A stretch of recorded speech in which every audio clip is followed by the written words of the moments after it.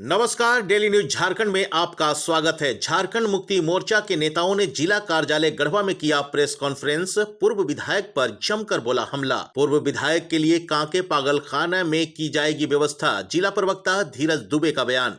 पूर्व विधायक सत्येंद्र नाथ तिवारी जी को हम चैलेंज करते हैं कि अनर्गल बेबुनियाद बेतुका बातों, जो उनका मनगढ़ंत बात है, उसको छोड़कर ये विकास पर अगर चर्चा करना चाहते हैं तो विकास पर चर्चा के लिए कभी वो एक मंच पर बैठे और चर्चा करें कि 10 साल में उन्होंने क्या किया और विगत 2 साल में माननीय मंत्री श्री मिथिलेश कुमार ठाकुर जी क्या किए हैं। अगर 10 साल पर ये 2 साल भारी नहीं पड़ा तो मैं आप लोगों के समझ कर रहा हूं कि मैं राजनीति से संन्यास ले लूंगा। मनगढ़ंत बातें, बालू चोरी हो रहा है तो कोयला चोरी हो रहा है तो अबरख चोरी हो रहा है। कहां है अबरख, कहां है कोयला? गढ़वा में बालू का चोरी तो 2014 से शुरू हुआ है। 2015 में जब बालू की चोरी होती थी तो आप जाइए जाकर देखिए मझिया बिशुनपुरा रोड कैसे टूट के खंडहर हो गया। सर गढ़वा शहर में जाम लग जाता था। इनके लोग उड़सुगी में, प्रतापपुर में, बेलचंपा में, फरटिया में इनके लोग बालू उठा उठा के बेचते थे और शाम को लाके इनको कमीशन पहुंचाते थे। आज भी वर्तमान में जिला प्रशासन के द्वारा जब गढ़वा के बड़े बालू माफिया पर एफआईआर किया विगत दिनों, जब इनको रोजी रोजगार इनका बंद हो गया, अब बालू माफिया इनको बोला कि आपका रहते हम पर एफआईआर हो गया।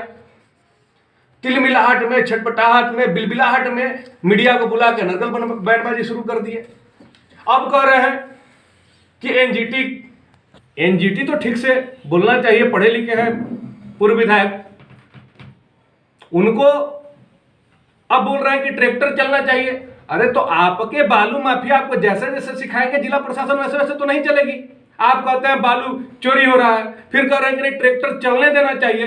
किसी भी इंदिरा आवास में, शौचालय में, निजी काम में, घर बनाने में या सरकारी काम में बालू की जो जरूरत है उस पर रोक नहीं है।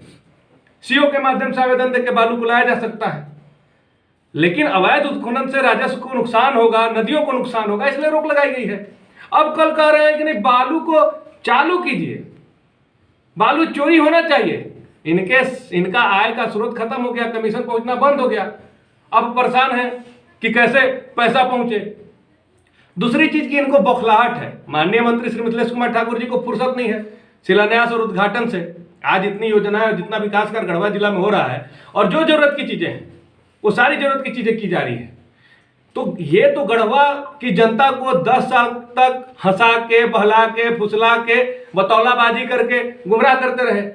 मानसिक रूप से विक्षिप्त हो गए हैं पूर्व विधायक। तिलदाग पंचायत की जनता मुखिया तक नहीं चुनेगी। जिला अध्यक्ष तनवीर आलम का बयान। करके पोखलाहट में अनाप शनाप बयानबाजी कर रहे हैं। आज उनके साथ स्थिति यह हो गया है कि जहां पर उनका मकान है, जिस पंचायत से वो आते हैं, तिलदाग पंचायत से मुखिया का चुनाव अभी बहुत जल्द होने जा रहा है। मुखिया के चुनाव में अपना उम्मीदवारी पेश करें, मुखिया के चुनाव नहीं जीत पाएंगे। स्थिति यह उनका हो गया है और अपने द्वारा जो उनके माफिया के द्वारा बालू का कारोबार 2014 जो शुरू हुआ था उसका देन है कि आप देख रहे हैं कि यूरिया नदी पर जो पुल बना था, इतना बालू उठाव करवा दिया कि पुल टूट गया। आज उसके बाद 12-13 तारीख को माननीय मंत्री जी के द्वारा दूसरा पुल का शिलान्यास होने जा रहा है। आलम यह है, आज उनका जराधार खिसक गया। उनके जो अपने थे, उनके बगल अगल में चलने वाले थे, सारे लोग उनका साथ छोड़ दिए हैं और आज वो बालू, कोयला, अबरख पर बात करते हैं। चैलेंज है कि 10 साल में जो काम वो किए हैं और माननीय मंत्री जी के द्वारा इस कोरोना काल में भी जो 2 साल में काम का जो इन्होंने यहाँ गढ़वा के पूरे जिला में, गढ़वा विधानसभा में जो लकीर खींचे हैं, अगर वो 10 साल के कार्यकाल में और इनका 2 साल का कार्यकाल, कोरोना होने के बावजूद अगर इनका कार्यकाल ज्यादा नहीं हुआ तो माननीय मंत्री जी का कहना है कि मैं चुनाव नहीं लड़ूंगा। साबित करके दिखाए सत्येंद्र नाथ तिवारी की 10 साल में उन्होंने क्या किया।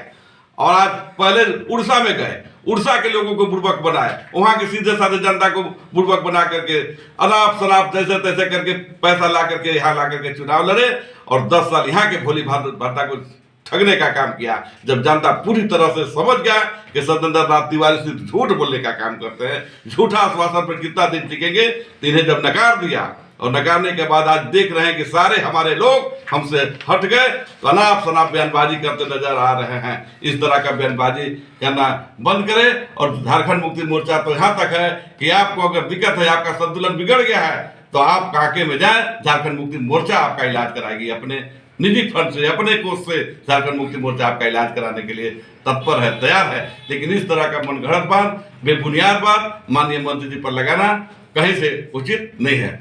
जब प्रशासन कार्य करती है, कड़ाई करती है, कोई भी बालू माफिया न ले जाए, तो अब ट्रैक्टर की बात करते हैं कि ट्रैक्टर को पकड़ना शुरू कर दिया। चोरी, छोटा चोर हो या बड़ा चोर हो, जो चोरी करेगा वह पकड़ाएगा। सजा अलग अलग है, बड़ा चोर हो तो ज्यादा दिन जेल में रहेगा, छोटा चोर है तो कम रहेगा, तो तपा कम होगा था। लेकिन चोर तो पकड़ा क्या होगा, घर का चोरी करे या डकैती करे। तो ट्रैक्टर की बात करते हैं। जैसे पीएम आवास का जरूरत है, घर का जरूरत है, वह दरवाजा खुला है, ब्लॉक अंचल खुला रहता है, सीओ को एप्लीकेशन दे, हमारा आवास बन रहा है, पीएम आवास बनाना है, बालू का परमिशन लेगा, बालू जाएगा उसका। लेकिन यह कहीं से उचित नहीं है कि ट्रैक्टर। बालू माफियाओं पर कार्रवाई होते ही दिखा पूर्व विधायक का बिलबिलाहट। जिला सचिव मनोज ठाकुर का बयान। विधायक के द्वारा जो झूठा लक्षण लगाया जा रहा है और बालू को लेकर है तो वह मचाया जा रहा है। दूसरी बात है, अफसरों पर धौंस दिखाया जा रहा है। अफसरों को बताया जा रहा है कि तुम्हारा सूची बन रहा है, तुम पर कार्रवाई करेंगे, तुमको जेल भेजेंगे, तुमसे चक्की पिसवाएंगे। ये धौंस किनके लिए है, इसका खुलासा उनको करना चाहिए। उनको देखना चाहिए कि बालू का डंपिंग कौन कराया। FIR हुई, जो डंपिंग देखा गया, तो किनके द्वारा डंपिंग कराया गया, उस डंपिंग में कहीं न कहीं इनका भी संलिप्तता उजागर हो रहा है। क्योंकि सारे लोग जान रहे हैं कि 2014 से 19 तक भाजपा ने लगातार 5 साल तक बालू का दोहन किया, बॉम्बे तक बालू गया, और उसी क्रम में हाथनदाग में यूरिया नदी जो है उसका पुल ध्वस्त हो गया। उस समय विधायक थे, तो इनके द्वारा ओछी हरकत की जा रही है, जो कि सरकार के द्वारा अंचल कार्यालय में इसके लिए किया गया कि जो भी प्रधानमंत्री आवास, शौचालय या निजी अपना घर मकान बनाना चाह रहे हैं, वो आवेदन वहाँ दे, 100 रुपया केवल लगेगा और 100 सेफ्टी उनको बालू मिलेगी। ऐसा नियमावली राज्य में बन चुका है। लेकिन कुछ वैसे लोग हैं जो कि सरकारी घाट जहां उसका टेंडर हो चुका है, वहां से ही लोग चोरी छुपा कर रहे हैं, चूंकि उनको वो ट्रैक्टर के माध्यम से व्यवसाय भी करना चाह रहे हैं। और जब प्रशासन सख्त हो रही है, वैसे लोगों पर कार्रवाई हो रही है, तो कमीशन खोर लोग जो है चिल्लाना स्टार्ट कर दिए हैं। और जहां तक अगर ये तुलना करना चाह रहे हैं, तो मैं सतेंद्र तिवारी के नहीं, पूरे भाजपा के प्रदेश के नेताओं को चैलेंज करूंगा कि अगर आपको जनहित में किसी भी अगर मुद्दा को आप उठाए हो, और आपके मुद्दा उठाने से 10, 20, 50, 100, 1000 जनताओं को कल्याण हुआ हो, तो एक भी प्रमाण बता दीजिए। हम लोग जब विपक्ष में थे, तब पानी के लिए, बिजली के लिए, सड़क के लिए, स्वास्थ्य के लिए, शिक्षा के लिए, अन्य सभी सुविधाओं के लिए हमेशा रोड पर उतरा है। और गढ़वा का इतिहास साक्षी है कि जो झारखंड मुक्ति मोर्चा उग्र आंदोलन के माध्यम से जो आंदोलन किया जिला में, उसका परिणाम भी मिला, और वैसे पीड़ित परिवारों को तत्काल राहत भी मिला, सरकार ने राहत दी। तो झारखंड मुक्ति मोर्चा आंदोलन की पार्टी है, ये झूठ फूट फरेब में विश्वास नहीं रखती है, जो सच है उसी का उपजा। बालू उठाव कार्य पूर्व विधायक के कार्यकाल में शुरुआत हुई थी। ताहिर अंसारी का बयान। हाँ, जैसे अभी जिला के प्रवक्ता धीरज जी ने और जिला अध्यक्ष तनवीर आलम ने कहा कि गढ़वा विधानसभा में 2 सालों में माननीय मंत्री मिथिलेश ठाकुर जी ने जो किया है, उसका तुलना 10 साल से नहीं किया जा सकता। और पूरे राज्य के लोग जानते हैं, पूरे गढ़वा जिला के लोग जानते हैं, और ख़ास करके भारतीय जनता पार्टी के पूर्व विधायक सतेंद्र तिवारी जी को ये पता नहीं है, उनके पार्टी में ये गढ़वा विधानसभा के 3 नेता हैं। 2 वर्तमान विधायक हैं, रामचंद्र चंद्रवंशी जी और भानु प्रताप शाही जी, ये पूर्व विधायक हैं।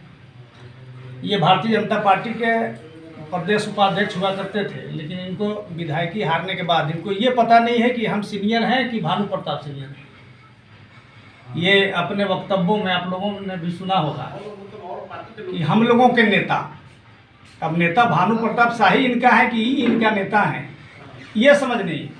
और रही बालू के, तो जितना लूट भारतीय जनता पार्टी के शासन में और सत्येंद्र नाथ तिवारी के शासन में, भानु प्रताप शाही के शासन में बालू का लूट हुआ है और बालू माफिया यहाँ फले फूले हैं।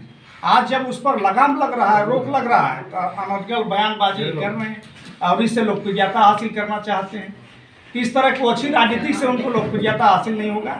अगर सचमुच में जनता के लिए कुछ करना है तो हमारी पार्टी सरकार में है, माननीय मंत्री जी सरकार में है, इनका जवाब उनको आंदोलन पर और स्वच्छ राजनीति करके जवाब देना चाहिए।